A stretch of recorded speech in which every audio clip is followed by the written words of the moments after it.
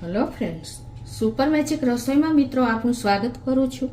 આજે હું ટ્રીક અને ટિપ્સનો વિડીયો તમારી સાથે શેર કરું છું.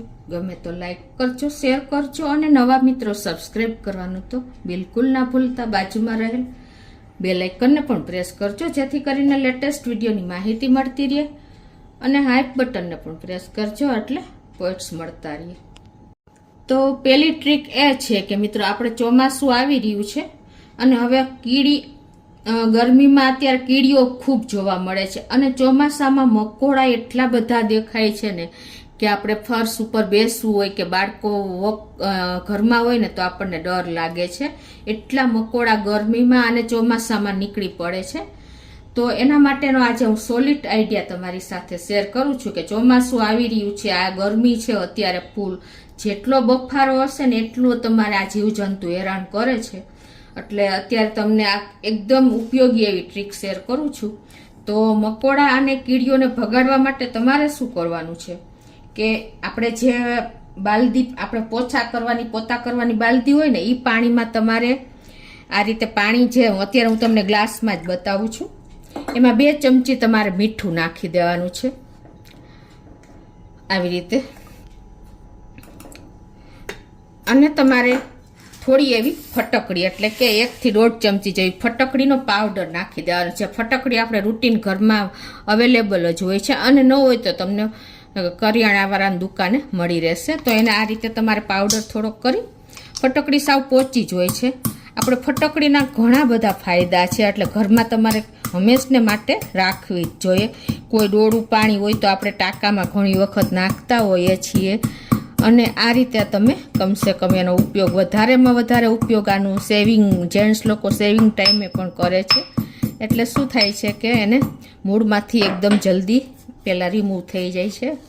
આ રીતે તમે ફટકડીને 1 થી 1.5 ચમચી તમારે પાણીમાં નાખી દેવાની અને હવે આ પાણી તમારે એકદમ મિક્સ કરીને અને આનાથી તમે પોતા આખા ઘરમાં કરશો ને તો આ જે મીઠાની સ્મેલથી કીડીઓ ગમે એવી હશે ને એના પગ જમીન ઉપર નહીં પડે, એટલે કે એ દેખાશે જ નહીં, એટલું મીઠું એને અસર કરે છે. અને જે ફટકડી છે ને એની સ્મેલથી તમારે મકોડા ક્યારેય ઘરમાં જોવા નહીં મળે. મિત્રો ખાસ આ નોટ કરજો, કેમ કે આપણે ઘરમાં જે આપણે રસોઈની સ્મેલ હોય છે, કાંઈ પણ દુર્ગંધ હોય છે ને એને હિસાબે આ જીવજંતુ ઘરમાં આવી જાય છે અને એને દૂર કરવા માટે તમારા સોલિડનો રામબાણ ઈલાજ મેં તમારી સાથે શેર કર્યો છે. તો ટ્રાય ચોક્કસ એક વખત કરજો. ફટકડી અને મીઠું એ તમે ડેઈલી પોતામાં નાખશો ને તો તમારે ક્યારેય કોઈ પણ જાતની ઘરમાં કીડિયું કે મકોડા દેખાશે નહીં. હવે બીજી ટ્રીક શેર કરું છું મિત્રો કે આપણે જ્યારે રાત પડે અને મચ્છર અને ઘણી વખત એકદમ કીડા અને એવા ઉભરાઈ આવે છે અને આપણને સૂવામાં એટલા પ્રોબ્લેમ થાય છે કે મચ્છરોથી તે ત્રાસ થઈ ગયો છે. તો આપણે જો ગુડ નાઇટ કે એવી મેટ મૂકીએ છીએ ને તો એકદમ આપણા બાળકોને હેલ્થ માટે નુકસાન કરે છે. તો એના માટેનો સોલિડ આઈડિયા શું છે ખબર છે કે તમારે આપણે કપૂર હોય ને એ કપૂર અને આ રીતે તમારે એને 2-3 કપૂરની ભૂકો કરી અને પાણીમાં નાખી દેવાનો છે આ રીતે. અને થોડુંક કડવા લીમડાનું તેલ હોય ને એ નાખી દેવાનું છે. અત્યારે મારે આ મેન લીધું છે તેલ, એ નાખી દઉં છું. તો આ તમે આખા પાણીમાં નાખીને અને પોતા કરશો ને તો તમારે શું થશે ખબર છે કે ક્યાંય પણ તમને મચ્છર જે હેરાન કરે છે ને એ કાયમને માટે ઘરમાંથી ભાગી જશે અને લીમડાની જે તેલની જે કડવી વાસ હોય છે ને એ તમને મચ્છર બાજુમાં ફરકવા પણ નહીં દે, એટલે કે ઘરમાં જ એન્ટર નહીં થાય. એટલી આની એકદમ સ્મેલ તીવ્ર હોય છે. એટલે કપૂર અને લીમડાનું તેલ આ 2 પણ તમે નાખીને પોતા કરશો ને ઘરમાં તો પણ તમારા ઘરમાં ક્યારે મચ્છરનો ઉપદ્રવ જોવા નહીં મળે કે કોઈ પણ જીવજંતુ પણ નહીં રહે. હવે મિત્રો આપણે કિચનમાં જો સ્મેલ આવતી હોય આપણે રસોઈની કે કાંઈ પણ આપણે એકદમ વરસાદની નમીને કારણે આપણે ગરોળીઓ પણ ચોમાસામાં બહુ જોવા મળે છે, ત્યારે પણ આપણે બહુ હેરાન થઈએ છીએ કે નાની મોટી વસ્તુ કિચનમાં જો આપણે ખુલ્લી ભૂલથી રહી ગઈ તો ગરોળીના ત્રાસથી કે વંદાના ત્રાસથી આપણે કંટાળી ગયા હોઈએ છીએ. તો ચોમાસામાં તમારે હવે ચોમાસું આવી રહ્યું છે ને, તો આ બધું તમે જો ઉપયોગ કરશો ને તો તમને ક્યારેય આખા ચોમાસામાં શાંતિ લાગશે, ક્યારેય કોઈ જીવજંતુ જોવા નહીં મળે. તો કોકરોચ એટલે કે વંદા માટે અને ગરોળી માટે તમારે શું કરવાનું છે, પોતા કરો ને એ પાણીમાં તમારે આ રીતે પાણી લઈ અને એમાં લીંબુનો રસ નાખી દેવાનો છે. આ રીતે લીંબુ અડધું કે આખું તમારે ક્વોન્ટિટી પ્રમાણે પાણી પ્રમાણે નાખીને અને એમાં તમારે વિનેગર નાખી દેવાનું છે. એટલે મિત્રો વિનેગરને હિસાબે કોકરોચ કે ગરોળી એટલી તીવ્ર સ્મેલ આવશે ને કે તમને જે ઘરમાં હશે ને એ પણ દૂર બહાર નીકળી જશે, ઘરની બહાર. એટલી આની પોતા તમે આનાથી કરશો ને તો એટલી સ્મેલ તીવ્ર હશે ને કે ગરોળી કે વંદા તમારા કિચનમાં તો શું ક્યાંય પણ જોવા નહીં મળે અને તમે આખું ચોમાસું શાંતિથી ઘરમાં રહી શકશો. તો આ ત્રણેય તમે 6 વસ્તુ મેં ટોટલી બતાવી, વંદા માટે, ગરોળી માટે, મકોડા માટે, કીડી માટે, મચ્છર માટે, કોઈ જીવજંતુ માટે.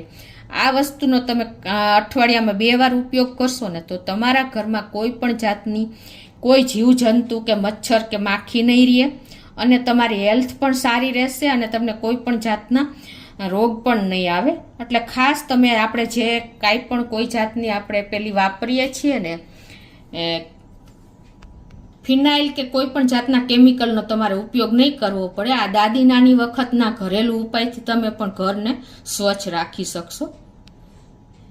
હવે મિત્રો ખાસ આપણે ઇમ્પોર્ટન્ટ વાત છે જે તમને ટ્રીક ચોથી શેર કરું છું કે આપણે ઘણી વખત શું થાય છે કે ચોમાસું આવી રહ્યું છે તો ઘણી વખત આપણો મોબાઈલ પલળી જાય છે, બહાર ગયા હોય અને ઓચિંતાનું ક્યારેય પણ જો આપણે એવા હેરાન થયા હોય ને તો આપણા મોબાઈલની આપણને ખાસ ટેન્શન હોય છે.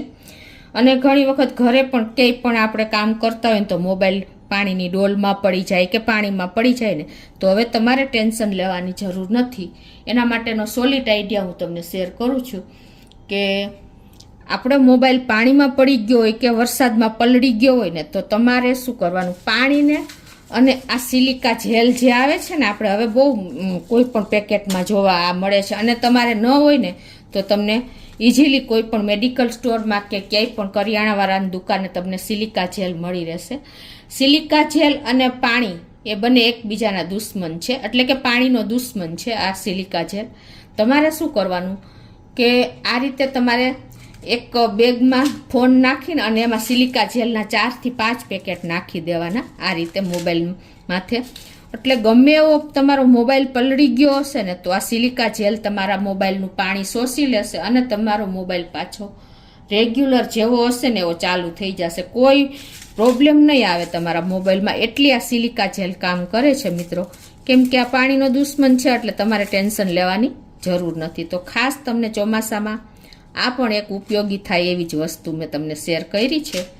તો ચોક્કસ મિત્રો આ બધી જ ટ્રીક તમને ચોમાસાની તૈયારી છે તો ઉપયોગી થશે જ. તો મિત્રો આજે મેં તમારી સાથે આ જે ટ્રીક શેર કરીને ચોમાસાને કનેક્ટેડ છે, એટલે ચોમાસું આવી રહ્યું છે ને તો તમને ખાસ ઉપયોગી જ થશે મિત્રો. ગમે તો લાઈક કરજો, શેર કરજો અને હવે નવા મિત્રો સબસ્ક્રાઈબ કરવાનું તો બિલકુલ ના ભૂલતા.